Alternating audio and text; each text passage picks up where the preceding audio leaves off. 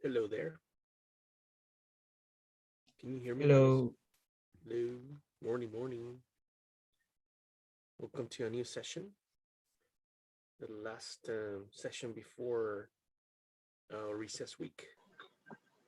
And today we should be studying the last also lexical content in this week, which is computers on the internet. I'm going to start sharing with you my screen right now. We go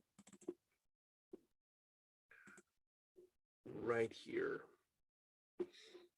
Okay, so we've studied for and against essays. Also, we've studied imperatives and the use of future continuous, and now we should, in this case, we're gonna, mm, in this case, deal with computers and the internet, in advance. That's the idea. Um, so we go. I'm gonna show you that. I'm gonna show you a video first. I'm gonna show you a video about how the internet works, because normally we use the computers and we use the web, but there are some details that we don't pay attention. So, and after the video, we're gonna try to discuss, and try to, um, in this case, do like a brief analysis about the computers, internet, and how they have shaped the world. Okay, so let's uh, let's watch the video. Me dicen si se escucha bien o no, ¿ya? So, how does the internet work? Most of us know how to use the internet without actually understanding how it works, sort of like electricity in your home. You use it every day, but may not understand the mechanics behind it. And if the electric grid is difficult to understand, then the internet must be impossible, right? Wrong. In the next few minutes, I'll put you in the top 10% of people who understand how the internet actually works. For SecurityCatalyst.com, I'm Aaron Titus. Whenever most people think of the internet, this is what comes to mind. The internet is not a bubble cloud, even in the new age of cloud computing. The whole fuzzy cloud picture was created by people more concerned about job security than education. This is the internet. The internet is a wire, actually buried in the ground. It might be fiber optics, copper, or occasionally beamed to satellites or through cell phone networks, but the internet is simply a wire. The internet is useful because two computers connected directly to this wire can communicate. A server is a special computer connected directly to the internet, and web pages are files on that server's hard drive. Every server has a unique Internet Protocol address, or IP address. Just like a postal address, IP addresses help computers find each other. But since 72.14.205.100 doesn't exactly roll off the tongue, we also give them names like Google.com, Facebook.com, or SecurityCatalyst.com. So this is how it works. Your computer at home is not a server, because it's not connected directly to the internet. Computers you and I use every day are called clients, because they're connected indirectly to the internet through an internet service provider. Here we'll pretend that this is my home laptop and I'm using DSL. Now let's pretend that I want to visit AOL.com, which is coincidentally both a server and an ISP. I hop onto my laptop with DSL, go through my ISP, onto the internet, and look at AOL.com. My computer connects with AOL.com, and I can look at its web pages. Now let's say that I want to send an email to Aunt Ruth. Aunt Ruth has AOL dial-up from home, and I've got a Gmail account. I log on to gmail.com and compose a message to Aunt Ruth's email address, auntruth@aol.com. Once I click send, gmail.com sends the email to aol.com. The next day, Aunt Ruth dials into AOL servers and retrieves the email. Whenever an email, picture, or web page travels across the internet, computers break the information into smaller pieces called packets. When information reaches its destination, the packets are reassembled in their original order to make a picture, email, web page, or tweet. Okay, so imagine you're at work sitting next to your boss, and you're both surfing online. Your boss is doing market research, and you're updating your Facebook profile. You're both sending packets back and forth over the internet. But what's to keep your packets from accidentally ending up on your boss's screen? That could be embarrassing. The solution to that problem is IP addresses and routers. Everything connected directly or indirectly to the internet has an IP address. Everything. That includes your computer, servers, cell phones, and all of the equipment in between. Anywhere two or more parts of the internet intersect, there's a piece of equipment called a router. Routers direct your packets around the internet, helping each packet get one step closer to its destination. Every time you visit a website, upwards of 10 to 15 routers may help your packets find their way to and from your computer. Imagine each packet as a piece of candy wrapped in several layers. The first layer is your computer's IP address. Your computer sends the packet to the first router, which adds its own IP address. Each time the packet reaches a new router, another layer is added until it reaches the server. Then, when the server sends back information, it creates packets with an identical wrapping. As the packet makes its way over the internet back to your computer, each router unwraps a layer to discover where to send the packet next until it reaches your computer and not your boss's. And that's how the internet works, in 5 minutes or less. And you're now easily in the top 10% of people who understand the basics of the internet. If you found this video helpful, check out securitycatalyst.com for all kinds of ideas on how to protect your information.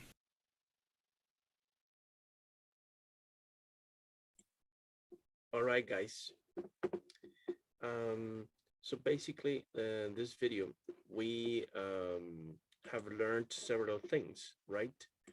And one of the things that maybe we have learned is that the internet is not a cloud, for example, right? Uh, Although there are clouds around in the like on the web, basically the internet is a wire. Okay, I remember when I started to use the internet many years ago, even before you were born. We used to get online with in this case with Ethernet wires and through the telephone. I remember the fixed lines, and there was a strange sound like like something like getting connected, and I don't know how to explain the sound, but it was crazy, and it took a long time. It took a long time so that we can get online, and we couldn't use for example, the home phone. It couldn't be used at the same time with the internet because we used the same wire, and when somebody was trying to call home, it sounded like it was busy, busy line, but it's because I was using the internet, and it was really slow, really slow. And I remember when I wanted to download videos or movies or music, it used to take a long time. All right. But now the internet has evolved a lot, right? Actually, we didn't have Wi-Fi like 20 years ago, and but now we got Wi-Fi. We're gonna have 5G and lots of stuff. Um, Actually, the mobile phones couldn't uh, connect really much to the internet, and you now have all of this, technology, which is really good to do pretty much everything, to play, to study, to communicate with people, etc. And now, uh, what else can we, or what else could we learn from this video? Um, I would like you to tell me what could you understand from the video. Was it too difficult for you guys? Was it too, in this case, complicated? Maybe I'm gonna ask. Hold on. Tomas Vega, are you there? Yes, I am. Very good. Can you tell me what specific thing could you understand from the video? Maybe something that you didn't know before, or maybe Um, something that took your I attention. I never imagined the internet as a wire. I always thought like it was some kind of cloud, like something that was above, Uh-huh. and I didn't know it was like a wire. Very well. Excellent. Thank you, Tomas. You're welcome. And what else? For example, uh, basically our computers are not servers because we're not connected directly to the wire, to the like the main wire. But I know that we can sometimes our computers can become servers, but we need to install special programs for that thing and so on. Especially when you want to, for example, create a web page and you want it to be like up all the time, online all the time. You need to have your computer on like 24/7, because if you got the server installed in your computer, you should have it like um, online all the time.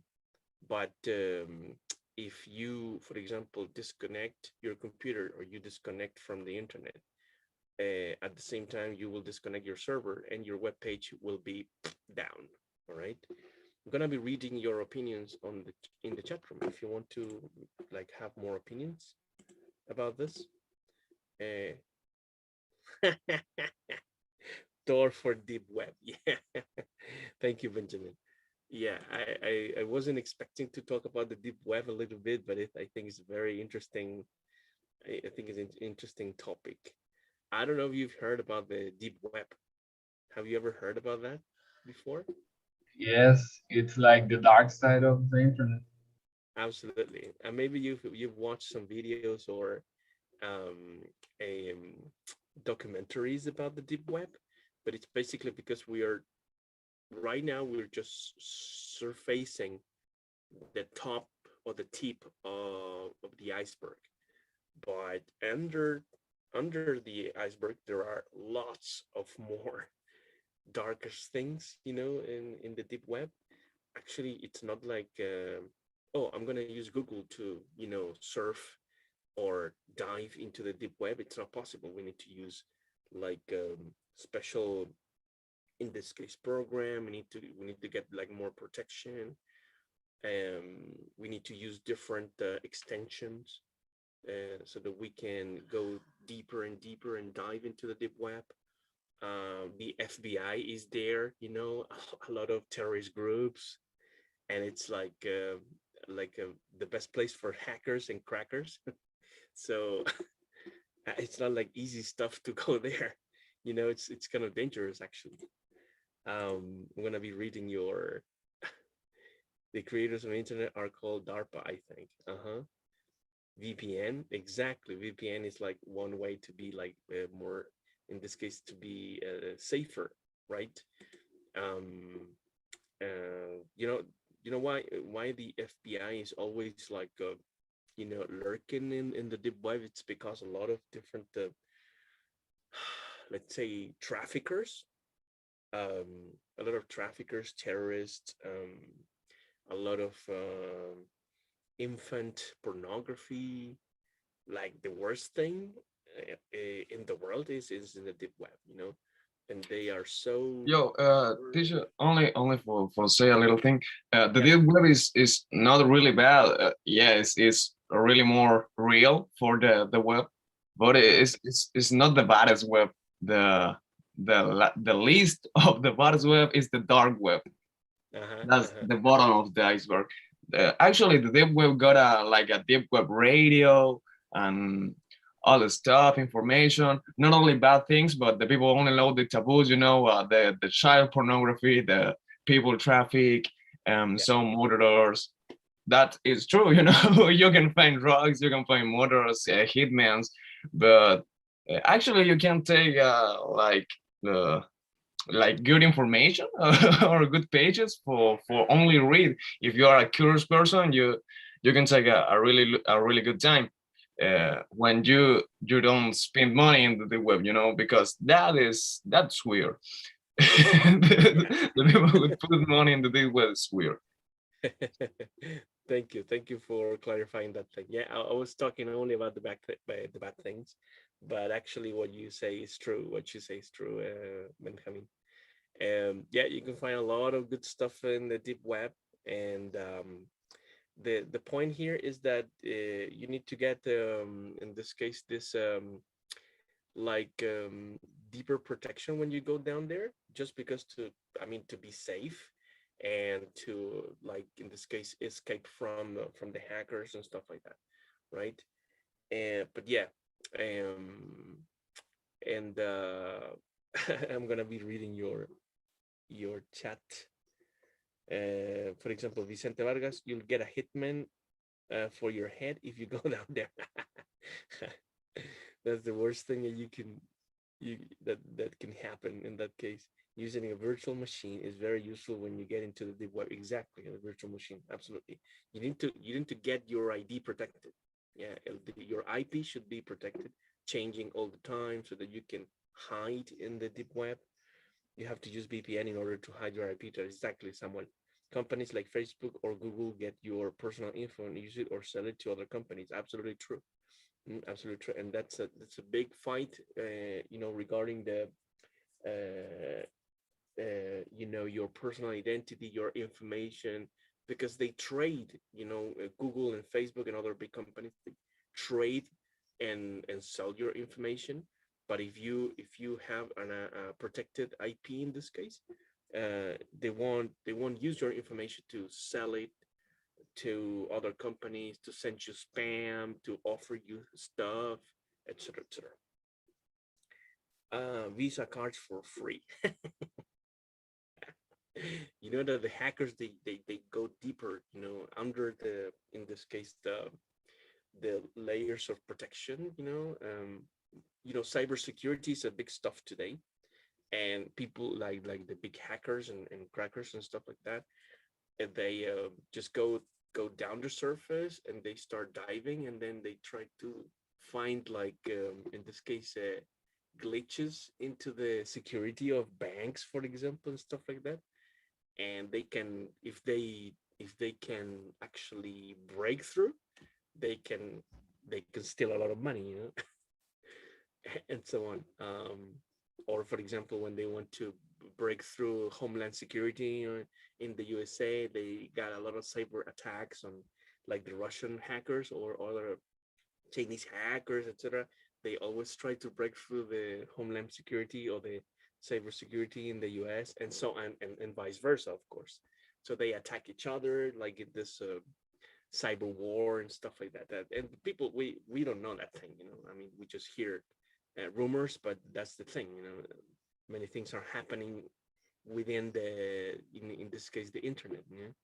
And but I think it's a really interesting thing. So we're gonna now deal with something simpler, not so complicated, maybe, and we're gonna talk about a little bit the computers. And we're gonna have you know simpler definition of a computer. I'm gonna ask you to read, and maybe let me see. Pia Ferreira, are you there? Are you with us? Are you sleeping? Maybe she's sleeping. Hold on. I'm gonna ask Alejandra Malverde, are you there? Or are you in the arms of Morpheus?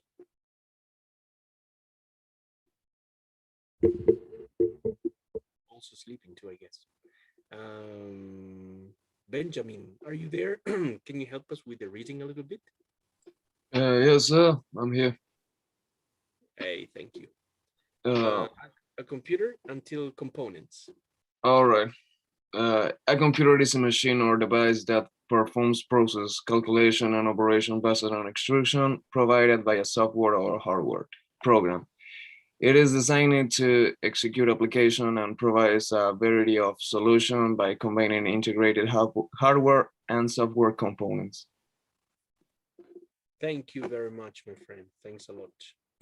So in this case, computers, machines in this case, they were originally thought as to make calculations faster and stuff like that, only for labs, for the governments, for, let's say, projects, military projects and so on.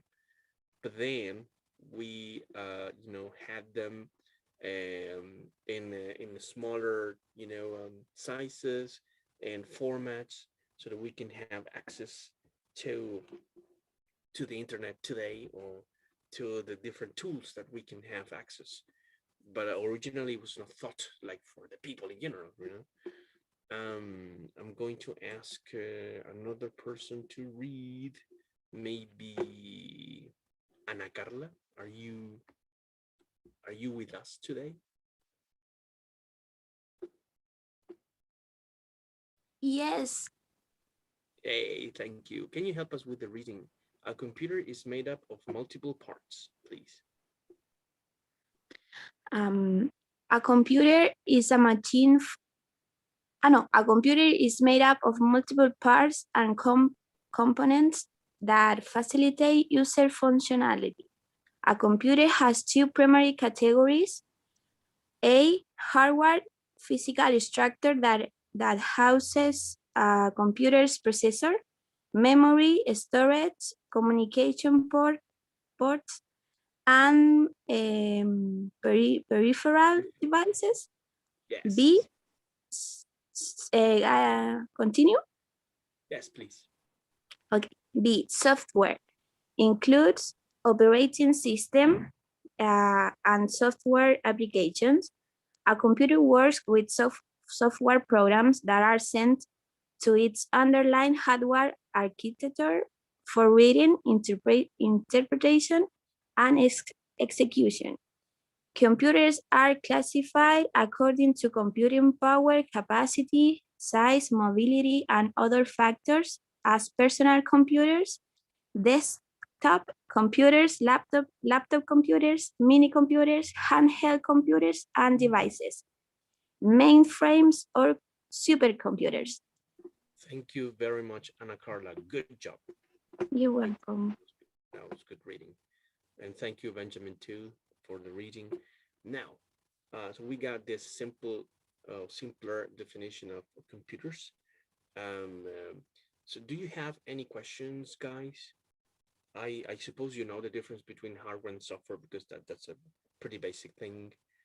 And maybe you want to ask a question or make a comment about this.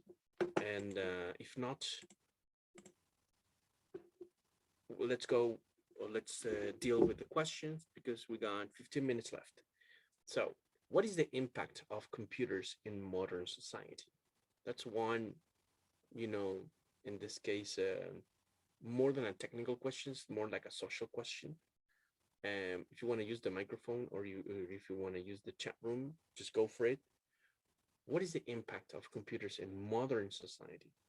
I told you that in the past we didn't have. I remember when I was a kid, with I I never had a computer, but then I had this contact with Atari when I was a kid. Atari, playing games and that sort of stuff. And for me, it was incredible. But basically, that was not a proper computer. It was a console, and we didn't have the internet when I was like, I don't know, 10 years old or 8 years old. So how the things have changed, it just amazed me so much, because for me the Atari was the best thing in the world. Then Nintendo console, and then my first computer was like, for me, was like the best day of my life, and stuff like that. And I'm talking about maybe 20 years ago. So I'm gonna read your opinions in the chat room.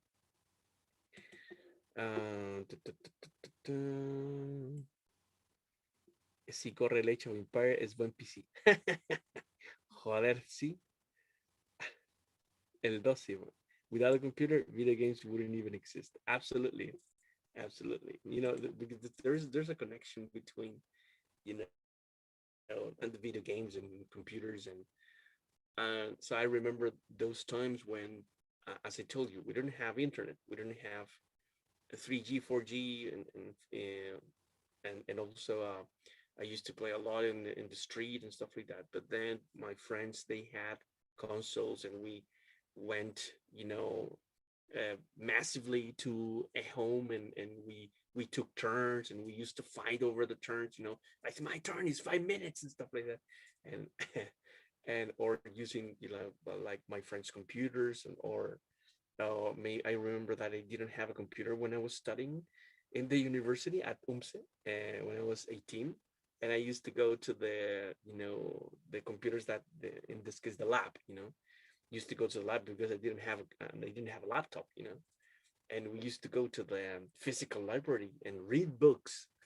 so that we could find information, and you know, and many of the tasks were done with physical paper, you know, like and so on.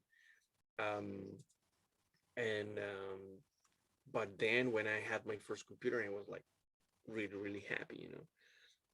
Actually, my first computer was a desktop computer, really old anyway, but used to do the job, you know. Ana Carla raised the hand. So tell me, Ana Carla. Yes, I think that computers have a huge impact in our society. I remember when I was a child, my mom bought us a computer that it cost like 1 million pesos, like 10 years ago. Wow. And my brother used this this weird machine for playing Age of Empire. And I remember that I used to love paint, so I draw a lot of I don't know, como ¿cómo decirlo? Pinturas abstractas, así como eso era lo que me divertía, pero Abstract paintings, abstract paintings, yes. And right now, in this moment of my life, I think a computer is essential because you work, you study, you need to communicate with your friends, understanding that we are in a pandemic context. So it's kind of necessary, I think. Right now, I'm using my phone to be in this class, and it's very hard to read la letra chica porque como que al final el computador es mucho más fácil y cómodo. Así que eso. Good job, Ana Carla. Thank you for your opinion. Very important. I'm reading your comments in the chat room too. Vicente, computers change our lives, our way to communicate, pay for things, entertainment, and even our way to fall in love. Yes. I remember that I used to, with my current wife, I remember that I used to send pokes on Facebook. So basically I met her, like, of course she lived in my neighborhood, but I used to poke her on Facebook, uh, and we used to talk on Messenger. I mean, chat on Messenger and stuff like that. And then we started to date, of course, but we had a lot of communication through the internet, you know, and stuff like that. Very interesting, very interesting. I remember that I was single. I used to date people who like girls that I met on the web. You know, it was a crazy thing. ¿Qué saben de su Daikon? Vicente, play Counter 1.6 with zombies mod. Gold. Don Juan dice, nah, yo tenía CD que venían con el PC del cuerpo humano y el del dinosaurio. Yeah, right. There was a thing also called like Encarta Encyclopedia, something like that, with CDs or DVDs. I don't even remember. I used to watch the thing like for hours. People wouldn't. No, I mean, so many stories about that. Yeah. And no, very interesting thing. And then all of these topics lead you to our second question. Have you ever imagined a world without computers? How would it be? I remember that I was like 7 years old, 6 years old. I would have even imagined having computers and playing online. When I was 6, 7 years old, I was just riding my bike like a crazy horse all the time. And that was the only thing, playing football and riding my bike all the time. That was the only thing I used to do, and go to school, of course. But my life was playing with toys and stuff like that. But it was a very and a lot of analogy, a lot of but digital was not even in my mind. And then we had this big change with the computers and the internet and the digital world, with that completely changed my life, and also the life of everybody around the world. How would it be? I don't know. Maybe coming back to the stone to the stone era, stone wars and stuff like that. uh, Let me read you. Amaba la carta. Ares, one song and five. I used to, yeah, I remember Ares. I remember Napster. I used to have all that stuff and download music, and I felt so let's say cool and illegal downloading like whole movies and stuff like that, and albums in like 3 days, maybe 1 week downloading one thing. Imagine a world without the computers in pandemic. My goodness, that would be crazy. No, I think that would be a really, really dark world. Imagine the world with the in this case with the Black Death, la peste negra, in the Middle Ages. I think that was like 14th century or 15th century. I think it was 14th century. With these masks, like they look like birds, uh, um, like ravens, with black, in this case, suits. And it was horrible. Now, I mean, all the world in a pandemic, like millions of people dying with no internet, no computers. Yeah, I think it was crazy. Crazy thing, crazy stuff, crazy times. Horrible. Um, uTorrent, uTorrent. Yes, look up on Google, for example, the Black Death, the Peste Negra on Google. It was terrible, a world without computers, without internet, and in a pandemic that killed millions of people. People were dead in the street, in your home, like the worst thing around. Like a lot of people dying in Europe, for example. Crazy stuff, more than a lethality of more than 60%, something like that. But a real apocalypse in Europe, and crazy stuff. Um, we well, question number 3 is, what is the internet? We already checked out that thing. How has the internet changed human interaction? We already talked about that. What is the future of the internet in this case? What is the future of the internet and computers? Maybe more powerful cell phones. I don't know, maybe 5G, 6G, having this interstellar connections with the colonies in Mars in the future, like getting connected with colonies around the universe. I don't know. I'm just imagining crazy things. But what is the future of the internet? What do you think about that, guys? I would like to read you. Connect our brains to the internet. Yeah, that's the future, I guess. Like the Matrix, pretty much. Thomas Vega, only a quarter of people survived. Yeah, that's true. That's true. That was really little. Talking about the Black Death, yeah, absolutely. Um, but talking about the future of the internet and computers, I imagine, I don't know, the really, I imagine, for example, holograms, coming from the computers. I imagine, I don't know, everything which is like a science, like science fiction. Uh, Maybe that thing will happen. Dos participantes levantaron la mano. Hold on. Samuel primero, Tomás después. Please go ahead. Um, I don't know if you know this, but Elon Musk is going to try to launch like some kind of mirrors across the world, I mean outside space, and it's going to try to make everyone to have a good internet connection. So, for example, places like the south of Chile is going to have a good connection now, and they they're thinking of removing Wi-Fi and only using optic fiber because it's faster. The only problem is that you have to dig underground and put cables there. It is really fast. The difference is really noticeable between Wi-Fi and optic fiber.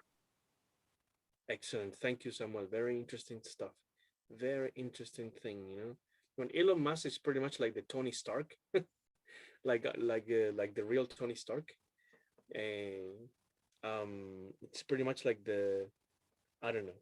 The guy is crazy, but the guy is gonna do like big things. Taking people to Mars, or trying to change the world through technology. I don't know, but he's a genius anyway. But every genius has a dark side, but also a good side, Tomas, you were raising your hand, or maybe another Yes, question? yes, yes, yes. Yeah. I imagine when the brain computers come to real life, uh, the publicity business, the ads business, it's going to explode because everyone will be receiving publicity through directly into their brains, and I imagine that as something really brutal because it just gets your thoughts away from your brain. That's really crazy. Yes, if you go, for example, online with your brain, crazy things would happen. I think so. There's always an evil side in every technological breakthrough. Benjamin, please. Yo, I got a like first of all like a free like a free thing. The first cell of Elon Musk was with 12 years old and was a video game. He sold that to China for 5,000 with This is 12 very years. I playing chapitas at that time. And the other thing I believe is I feel the next step for the internet was the virtual reality. With Bill Gates say with chips for playing music in our brains, or with I don't know, maybe Dragon Ball glasses for saw the other people, but it's unlike in that kind of way, because today and now the internet is the more important key for I don't know for good information, for staying in class as a fact right now. And who else can be the internet? Who more can be? Now is the next step is our step in our bodies, in our brain, or in our reality. So more than a matrix. So like I don't know. Nobody here want to be savers, but in I don't know, in maybe 100 years, 1,000 years, is if the humanity is still alive, maybe not in the air, but in Mars for Elon Musk, the internet will be in that point for me. That is what I believe. Exactly. Interesting. Very interesting vision. I really appreciate your opinions. I really appreciate your, in this case, your points of view. I believe that the future is ours in the sense that we create the future, and if there are people who can, envision and then making those visions true through technology, or through the means that we have. I think that everything is possible in the sense that the technology is moving together with this desires. But also at the same time, there are new dangers of course, new technological breakthroughs also come with new dangers and new in this case ways to think and rethink humanity, you know. But but I think that if it is good for the people in general, like for education, for health, for all the things that that we need as the humankind, I think it's going to be good. Maybe we can use technology to help, create more crops for poor people. If we can make it happen to everybody and to make a more equal society, that would be great. But you know, maybe some people are going to take advantage of this and also secure some positions of power and so on. So because that's humanity, that's our nature. The last opinion, this is Samuel Lopez in the chat room. Chile is the first country to have neural rights, which fight against publicity in your brain. Fascinating, fascinating. We don't have to let companies in the future to put ads in our brain with like I don't know, maybe neural spam in our brains. No, forget about that. I won't let that happen. Good. Thomas Vega, and we finish. Yes, the last thing I want to say, you know that imagination is limitless. Uh-huh. Yeah. Well, technology is limitless too. Exactly. It has no bounds. Yes, that's a very poetic phrase.